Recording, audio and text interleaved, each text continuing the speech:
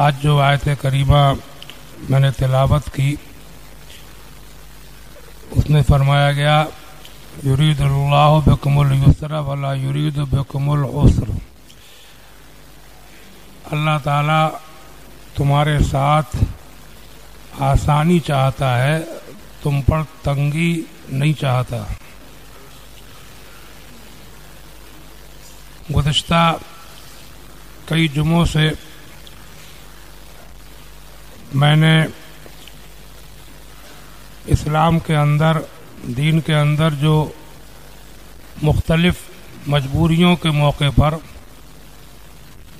خصوصی رعایتیں دی گئی ہیں، آسانیاں فراہم کی گئی ہیں، ان کا ذکر کیا تھا۔ ایک جمعے کو میں نے معذور کے احکام بیان کیے تھے کہ جو کسی بیماری کی وجہ سے وضو نہ روک پانے پر قادر ہو، وضو روک پانے پر قادر نہ ہو۔ پچھلے جمعے کو میں نے یہ بتایا تھا کچھ صورتوں میں،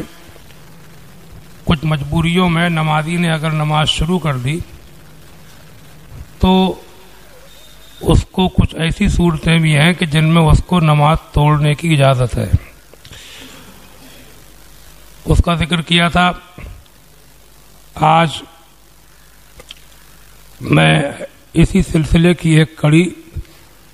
کہ دین میں جو آسانیاں دی گئی ہیں ان میں ایک نمازیں جمع کر کے پڑھنا، ایک نماز کو دوسرے کے وقت میں،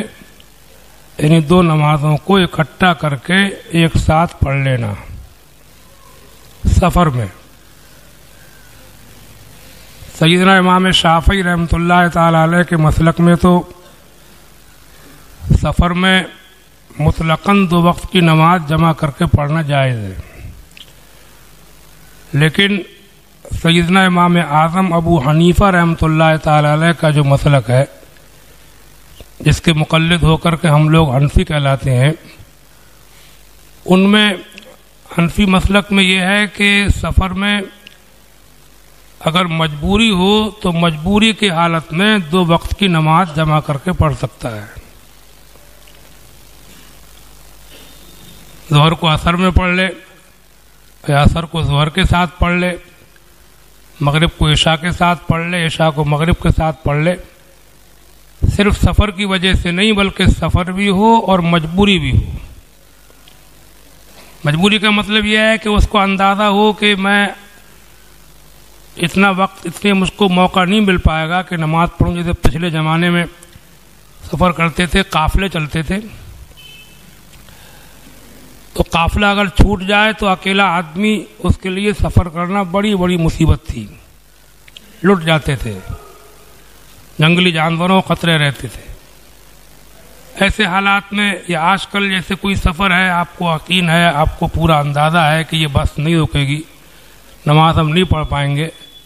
ایسی اور بھی کوئی صورتیں ہوں تو ان صورتوں میں مجبوری میں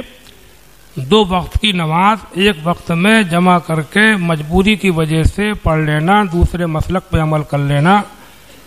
اس کی اجازت دی گئی ہے، اور تمام حنفی علماء کرام نے اس کو لکھا ہے۔ اچھا، ایک بات یہ بھی ہے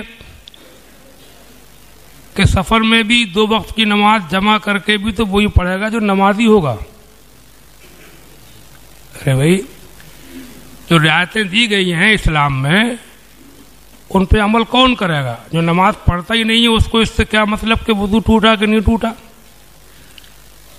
وضو کرنے کا موقع ملا کہ نہیں ملا؟ جو پڑھتا ہی نہیں ہے اس کو اس سے کیا مطلب کہ نماز پڑھنے میں کچھ صورتیں ایسی ہیں کہ ان میں نماز توڑنے کی اجازت ہے؟ جو سرے سے پڑھتا ہی نہیں ہے اس کو اس بات سے کیا مطلب کہ 2 ٹائم کی نماز جمع کر کے مجبوری میں سفر میں پڑھ سکتے ہیں؟ وہ تو پڑھتا ہی نہیں، تو یہ کام بھی تو وہی کرے گا جو نمازی ہوگا۔ تو کچھ لوگ جو بالکل نہیں پڑھتے ہیں اس قسم کے نمازیوں کی ہنسی اڑاتے ہیں، خود بالکل گول کر جاتے ہیں، سمجھے آپ؟ تو نمازی جو ہوگا، نماز جو پڑھتا ہے، اللہ تعالیٰ نے اس کو توفیق دی ہے نمازی ہونے کی، تو ان کو اپنی مجبوریوں کے بارے میں بھی جانکاری رکھنا چاہیے، اور جانکاری رکھتے ہوئے جہاں تک اللہ تعالیٰ نے توفیق دی ہے، اللہ کی توفیق سے نماز کبھی چھوڑنا نہیں چاہیے، جیسے بھی ہو سکے اللہ توفیق دے تو نماز ادا کرنا چاہیے۔ اللہ تبارک و تعالی ہم آپ سب کو 5 ٹائم کی نماز کا سختی سے پابند بنائے۔ السلام علیکم۔